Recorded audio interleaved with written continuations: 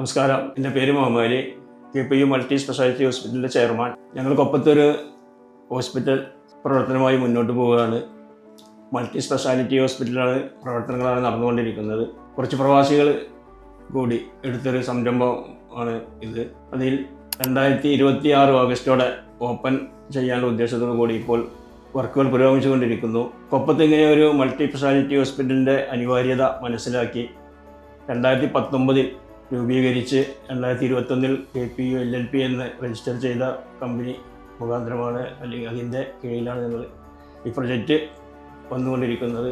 കൊപ്പത്തെ സംബന്ധിച്ചിടത്തോളം ഒരു ഹോസ്പിറ്റൽ ഇല്ലാത്തത് കാരണം കൊണ്ടും അതുപോലെ ഒരു അനിവാര്യത മനസ്സിലാക്കിക്കൊണ്ടും ഇതിൻ്റെ DPR തയ്യാറാക്കിയ ഇവരുടെ DPR പ്രകാരമാണ് ഞങ്ങൾ ഇതിൻ്റെ സംരംഭത്തിന് മുന്നിട്ടിറങ്ങിയത്. ആദ്യം ഒരു 50 ബെഡിൻ്റെ ഒരു ഹോസ്പിറ്റലായിരുന്നു ഞങ്ങളെ തുടക്കം കുറിച്ചത്. പിന്നെ കൂടുതൽ അതിലേക്ക് പോകേണ്ട ആവശ്യകത മനസ്സിലാക്കി ഇപ്പോൾ 150 ബെഡിൻ്റെ ഒരു ഹോസ്പിറ്റലാണ് തുടക്കം കുറിച്ചിട്ട് 2026 ഓപ്പൺ ആക്കാൻ വേണ്ടി ഉദ്ദേശിക്കുന്നത്.